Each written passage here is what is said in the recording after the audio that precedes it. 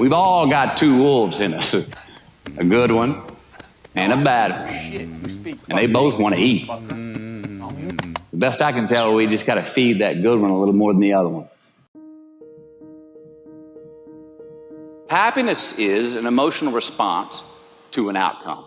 If I win, I will be happy. If I don't, I won't. It's an if-then, cause and effect, quid pro quo standard that we cannot sustain because we immediately raise it every time we attain it. You see, happiness demands a certain outcome. It is result reliant. And I say, if happiness is what you're after, then you're going to be let down frequently, and you're going to be unhappy much of your time. Joy, though, joy is a different thing. It's something else. Joy is not a choice. It's not a response to some result. It's a constant. Joy is the feeling that we have from doing what we are fashioned to do, no matter the outcome. Now, personally, as an actor, I started enjoying my work and literally being more happy when I stopped trying to make the daily labor a means to a certain end. For example, I need this film to be a box office success. You know, I need my performance to be acknowledged. I need the respect of my peers. All those are reasonable aspirations, but the truth is, as soon as the work, the daily making of the movie, the doing of the deed became the reward in itself for me, I got more box office, more accolades and respect than I ever had before. See, joy is always in process. It's under construction. It is in constant approach, alive and well in the doing of what we're fashioned to do and enjoying it. Now, the easiest way to dissect success is through gratitude. Giving thanks for that which we do have, for what is working. Appreciating the simple things we sometimes take for granted. We give thanks for these things, and that gratitude reciprocates, creating more to be thankful for. It's really simple, and it works. Now, I'm not saying be in denial of your failures. No, we can learn from them too, but only if we look at them constructively, as a means to reveal what we are good at, what we can get better at, what we do succeed at. All right, life's a verb. We try our best, we don't always do our best. And since we are the architects of our own lives, let's study the habits, the practices, the routines that we have that lead to and feed our success, our joy, our honest pain, our laughter, our earned tears. Let's dissect that and give thanks for those things. And when we do that, guess what happens? We get better at them, and we have more to dissect.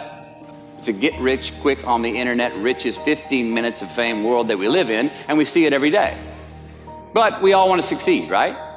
So the question that we got to ask ourselves is what success is to us, what success is to you. Is it more money? That's fine. I got nothing against money. Maybe it's a healthy family. Maybe it's a happy marriage. Maybe it's to help others, to be famous, to be spiritually sound, to leave the world a little bit better place than you found it. Continue to ask yourself that question. Now, your answer may change over time, and that's fine. But do yourself this favor.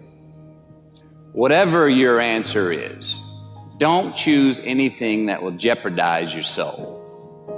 Prioritize who you are, who you want to be, and don't spend time with anything that antagonizes your character. Don't drink the Kool-Aid, man. It tastes sweet, but you will get cavities tomorrow, all right? Life is not a popularity contest. Be brave, take the hill, but first answer that question, what's my hill? Well, for me, it's a measurement of 5 things. We got fatherhood. We got being a good husband. We got my health, mind, body, and spirit. We got career, and we got friendships.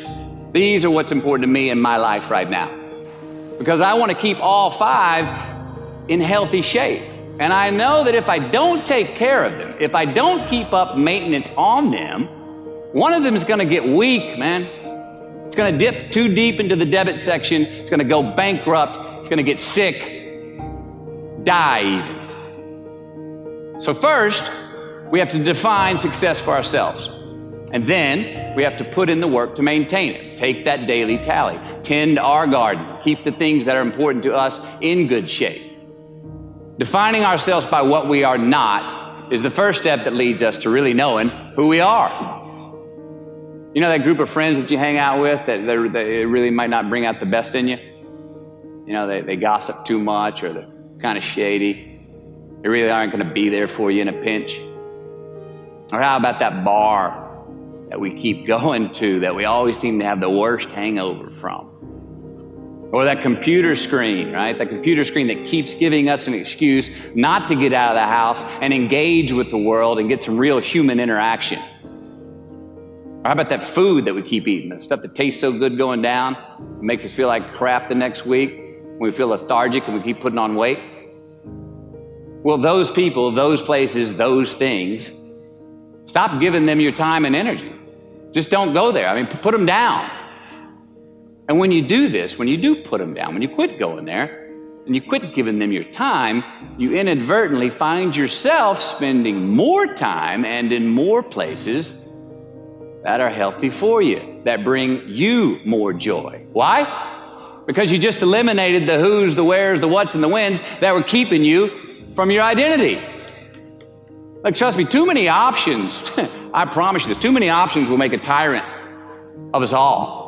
All right, so get rid of the excess, the wasted time. Decrease your options. And if you do this, you will have accidentally, almost innocently, put in front of you what is important to you by process of elimination. Knowing who we are is hard. It's hard. So give yourself a break. Eliminate who you are not first, and you're going to find yourself where you need to be.